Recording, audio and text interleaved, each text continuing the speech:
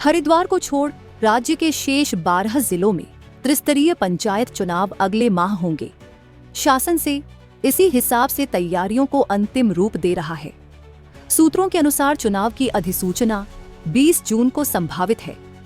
मतदान के लिए 10 जुलाई की तिथि प्रस्तावित है, लेकिन राज्य निर्वाचन आयोग 2 चरणों में मतदान कराना चाहेगा, तो इसके लिए 7 जुलाई का भी विकल्प रखा गया है। 15 जुलाई से मतगणना शुरू हो सकती है। इस बीच पंचायतों में आरक्षण के दृष्टिगत नई नियमावली के संबंध में शासन ने अधिसूचना भी जारी कर दी है। साथ ही पंचायती राज निदेशालय को तत्काल आरक्षण का प्रस्ताव उपलब्ध कराने को कहा है। प्रशासकों का कार्यकाल समाप्त होने के बाद पिछले 2 सप्ताह से नेतृत्व विहीन चल रही 7,600 पंचायतों की प्रशासनिक व्यवस्था के सुचारू संचालन के लिए अधिकारियों को अधिकृत किया गया है।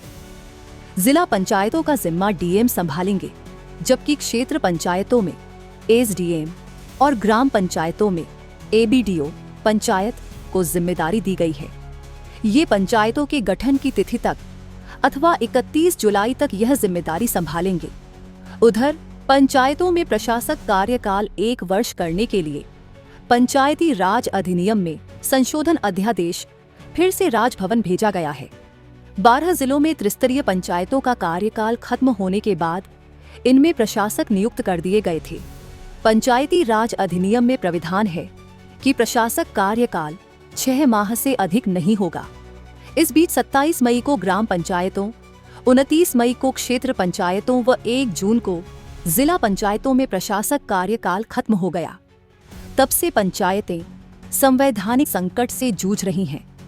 नेतृत्व विहीन होने के कारण वहां कामकाज ठप है और राज्य के इतिहास में ऐसा पहली बार हुआ। यद्यपि प्रशासक कार्यकाल बढ़ाने के लिए भेजे गए पंचायती राज अधिनियम में संशोधन अध्यादेश को राजभवन ने पुनर्विचार के लिए विधायी विभाग को लौटा दिया था।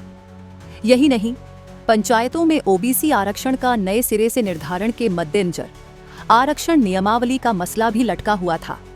इस संबंध में गठित मंत्रिमंडलीय उपसमिति की रिपोर्ट मिलने के बाद मुख्यमंत्री ने नियमावली के प्रस्ताव को हरी झंडी दी। सोमवार को शासन ने इसकी अधिसूचना भी जारी कर दी। अब शीघ्र ही आरक्षण का निर्धारण कर सप्ताह भर के भीतर इसकी आपत्तियां निस्तारित कर आरक्षण की अंतिम अधिसूचना जारी की जाएगी। पंचायतों में अनुसूचित जाति, जनजाति और ओबीसी के आरक्षण का निर्धारण इनकी जनसंख्या के आधार पर होगा। इसके साथ ही आगामी 15 जुलाई तक चुनाव प्रक्रिया संपन्न कराने के हिसाब से तैयारियां की जा रही हैं।